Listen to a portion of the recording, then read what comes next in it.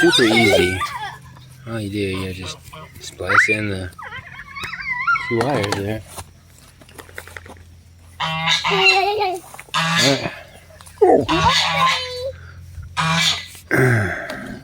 Battery charged. Supercharged. And one good tip about doing this, let me pause this for a second. So, okay.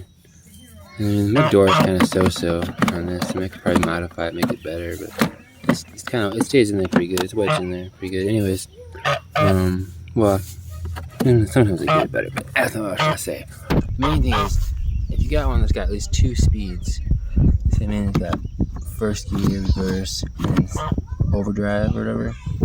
So it's got at least overdrive. You can do this, and it will not ruin your power wheel at all.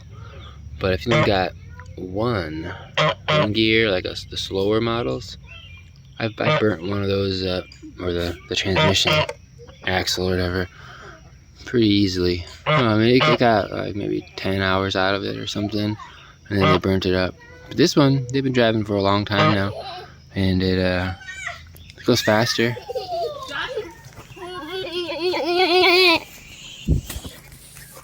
Hop in, Aurora. Hop in. Hop in.